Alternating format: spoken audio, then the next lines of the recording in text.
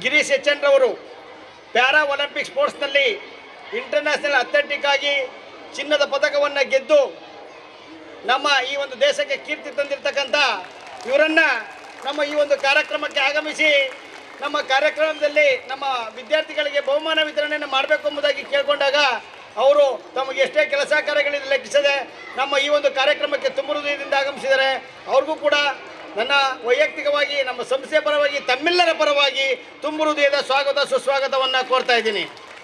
ಹಾಗೆ ಮತ್ತೊಬ್ಬರು ಅಭಿಷೇಕ್ ಶೆಟ್ಟಿರವರು ನಮ್ಮ ಈ ಒಂದು ಕಾರ್ಯಕ್ರಮ ಇಷ್ಟೊಂದು ಯಶಸ್ವಿಗೊಳಿಸಲು ಕಾರಣರಾಗಿರ್ತಕ್ಕಂಥ ನಮ್ಮ ಶಾಲೆಯ ಎಲ್ಲ ಸಿಬ್ಬಂದಿ ವರ್ಗದವರಿಗೂ ಜೊತೆಗೆ ನಮ್ಮ ನೆಚ್ಚಿನ ವಿದ್ಯಾರ್ಥಿನಿಯರಿಗೂ ಅದೆಲ್ಲಕ್ಕಿಂತ ಹೆಚ್ಚಾಗಿ ನಮ್ಮ ಈ ಒಂದು ಕಾರ್ಯಕ್ರಮಕ್ಕೆ ಆಗಮಿಸಿರ್ತಕ್ಕಂಥ ಎಲ್ಲ ಪೋಷಕ ಬಂಧುಗಳಿಗೂ ಪೊಲೀಸ್ ಇಲಾಖೆಯವರಿಗೂ ಪತ್ರಿಕಾ ಮಿತ್ರರಿಗೂ ಸ್ನೇಹಿತರಿಗೂ ಎಲ್ಲರಿಗೂ ಕೂಡ ತುಂಬ ಹೃದಯದ ಸ್ವಾಗತವನ್ನು ಕೋರ್ತಾ ನನ್ನ ಸ್ವಾಗತ ಭಾಷಣವನ್ನು ಮುಗಿಸ್ತಾ ಇದ್ದೀನಿ. ಜೈ ಹಿಂದ್, ಜೈ ಕರ್ನಾಟಕ ಮಾತೆ.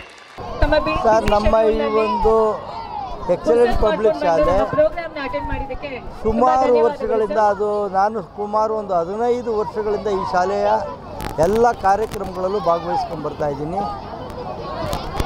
ಒಂದು ಬಡವರ ಮಕ್ಕಳಿಗೆ ಉನ್ನತವಾದ ಒಂದು ಶಿಸ್ತುಬದ್ಧ ವಿದ್ಯಾಭ್ಯಾಸವನ್ನು ಕೊಡೋದರಲ್ಲಿ ಮೊದಲನೆಯದು ಶಾಲೆ ಅಂತ ನಾನು ಹೇಳಲಿಕ್ಕೆ ಇಷ್ಟಪಡ್ತೀನಿ.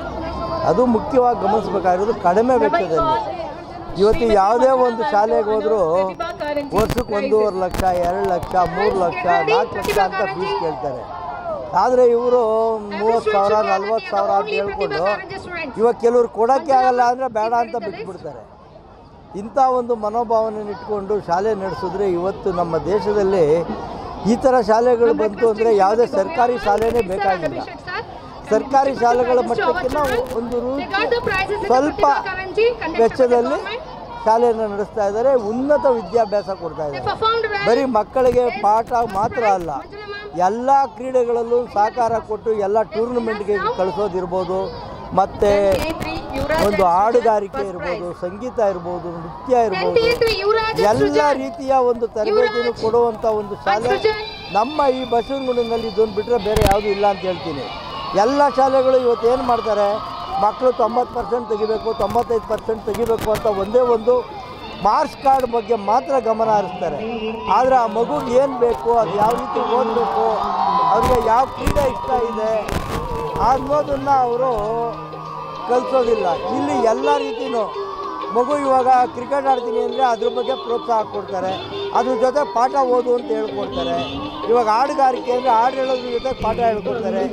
ಈ ರೀತಿ ಹಲವಾರು ಉತ್ತಮ ಕಾರ್ಯಕ್ರಮಗಳು ಮಾಡ್ಕೊಂಬರ್ತಾ ಇರೋದ್ರಲ್ಲಿ ನಮ್ಮ ವೆಂಕಟರಾಮೇಗೌಡರು ಮೊದಲನೇ ಸ್ಥಾನದಲ್ಲಿ ಇದ್ದಾರೆ. ಮುಂದಿನ ದಿನಗಳಲ್ಲೂ ಇವ್ರ ಶಾಲೆ ಇದೇ ರೀತಿ ನಡೀಲಿ, ನಾವು ಸದಾ ಇವ್ರ ಜೊತೆಲಿ ಇರ್ತೀವಿ ಅಂತ ಹೇಳಲಿಕ್ಕೆ ಮತ್ತೊಮ್ಮೆ ಇಷ್ಟಪಡ್ತೇವೆ.